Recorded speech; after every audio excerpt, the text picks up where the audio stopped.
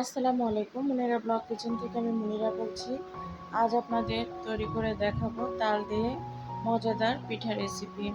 পিঠা তো অনেকভাবে খেয়েছেন, এভাবে তাল দিয়ে এই পিঠাটা তৈরি করে খেয়ে নিতে পারেন। না লাগবে আটা, না লাগবে চালের গুঁড়া, শুধুমাত্র আমি এটা তৈরি করেছিলাম সুজি দিয়ে আর একটু ময়দা দিয়ে। তো এখানে সুজি নিয়ে নিচ্ছি।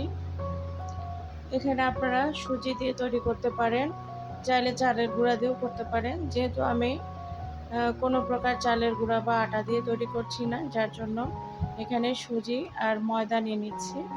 তো এখানে সুজির পরিমাণটা দেখতেই পেলেন কতটুকু নিয়েছি, প্রায় 1 কাপের মতো, আর আধা কাপ নিয়ে নিলাম ময়দা। এখন দিয়ে দিচ্ছি চিনি আধা কাপ। এখানে মিষ্টির পরিমাণটা আপনারা যে যেমন চিনি খেতে চান সেই পরিমাণে দিতে পারেন। তো চিনির পরিমাণটা আধা কাপের একটু বেশি নিয়েছিলাম। নেওয়ার পরে এখানে তালের পাল্পটা দিয়ে দিব। তালের পাল্পটা দেওয়ার পরে এটাকে নেড়ে চেড়ে মিক্সড করে নিতে হবে। একদম ফ্রোজিং করে রেখেছিলাম, খুব সুন্দরভাবে তালের পাল্পটা তৈরি করে নিয়েছি। কিভাবে তালের পাল্প তৈরি করতে হয় কম বেশি আমরা সবাই জানি। তো আমি ওইটা সুন্দর করে ফ্রোজিং করে রেখে দিয়েছিলাম। এখন যেদিন যেদিন পিঠা খাবো এভাবে তৈরি করে নেব। তো এখন দেখুন এভাবে মিক্সড করে নিতে হবে। তো এই কাজটা চামিচ বা হ্যান্ড উইক্সের সাহায্যে আপনারা করে নিতে পারেন। তবে প্রথমে একটু ভালোভাবে এটাকে গুলিয়ে নিতে হবে বা নেড়ে চেড়ে নিতে হবে।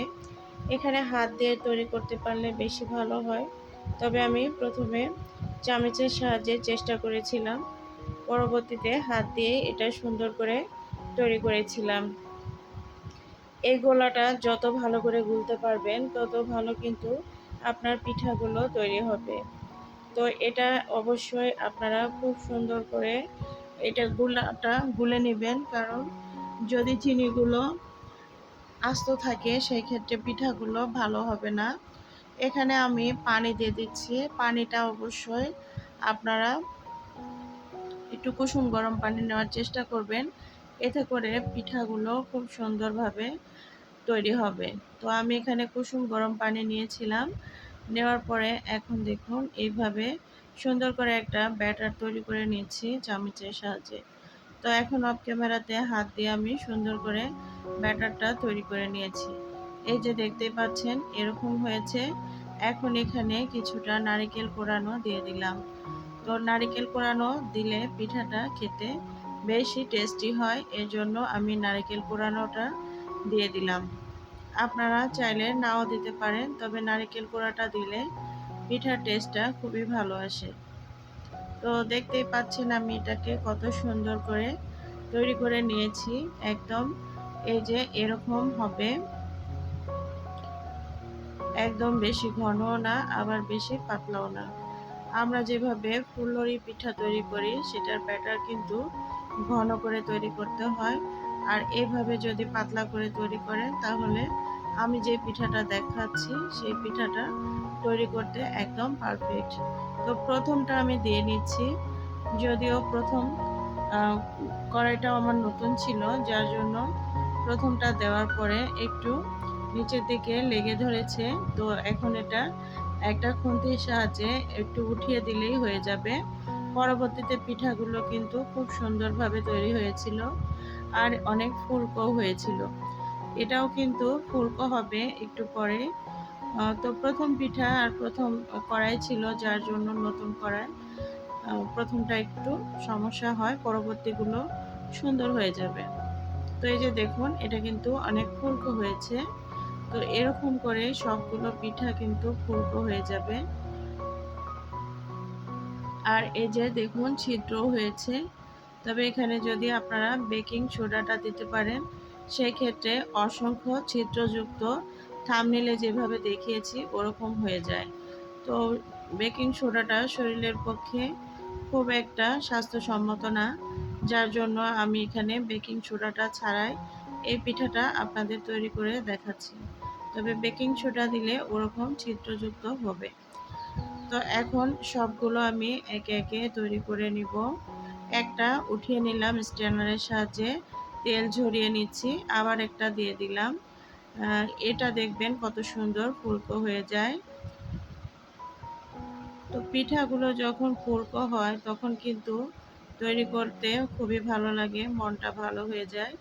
এই যে দেখতে পাচ্ছেন এটা কিন্তু অনেক ফুলকো হয়েছে। আর এভাবে আমি সমস্ত পিঠাগুলো একটা একটা করে ফ্রাই করে নিব। ছোট থেকে বড় সবাই কিন্তু এই পিঠাগুলো খেয়ে আপনার প্রশংসা করবে, কারণ এটা কোনো চালের গুঁড়া দিয়ে তৈরি না। আর চালের গুঁড়া দিয়ে তৈরি করলে অনেক সময় পেটের সমস্যা দেখা দেয়। তো সেই ক্ষেত্রে সুজি দিয়ে এভাবে এই পিঠাগুলো আপনারা তৈরি করে অনায়াসে খেয়ে নিতে পারেন। এছাড়াও এই পিঠাগুলো আপনারা তৈরি করে এয়ারটাইট বক্সে করে নর্মাল ফ্রিজে রেখে ৬-৭ দিন রেখে খেতে পারবেন। এই যে একটা একটা করে সবগুলো পিঠা আমি তৈরি করে নিচ্ছি। আর পিঠাগুলো তৈরি করতে খুবই ভালো লাগে, কারণ এই যে দেখুন কত সুন্দরভাবে তৈরি হয়ে যাচ্ছে। তো আমার এই সহজ রেসিপিটি ভালো লাগলে লাইক, কমেন্ট, শেয়ার করতে ভুলবেন না। আর কেমন লাগলো এই রেসিপিটি অবশ্যই কিন্তু কমেন্ট করে জানাবেন। আগের দিনে তাল দিয়ে পিঠা মানে শুধু ফুলুরি পিঠাগুলোই ছিল। কালের অবর্তমানে দেখবেন ধীরে ধীরে আমাদের অনেক ধরনের রেসিপি আমরা শেয়ার করে থাকি, কারণ সৃজনশীলতা মানুষ অনেকটা আহ, নতুন নতুন কিছু আবিষ্কার করতে পেরেছে। এই যে দেখুন এই ধরনের পিঠা, এছাড়া আরও কত যে তালের পিঠা আছে তার শেষ নেই। তো আপনারা চাইলে আমার চ্যানেলে ঘুরে আসতে পারেন। আমার চ্যানেলে তালের অনেক পিঠা আছে, এছাড়া অনেক ধরনের পিঠা রেসিপি, নাস্তা রেসিপি বা কুকিং ভিডিও, বিভিন্ন রান্না আছে। যারা নতুন আমার চ্যানেলে চাইলে ঘুরে আসতে পারে। এই যে দেখুন একটা একটা করে সবগুলো পিঠা আমি তৈরি করে নিচ্ছি। এটা কিন্তু আরও সুন্দর হয়েছে। তো এখন আমি একটু লাল লাল করে ফ্রাই করে নিচ্ছি, কারণ লাল লাল করে ফ্রাই করে নিলে ভিতর পর্যন্ত কুক হয়ে যাবে আর এটা খেতে খুব ভালো লাগবে।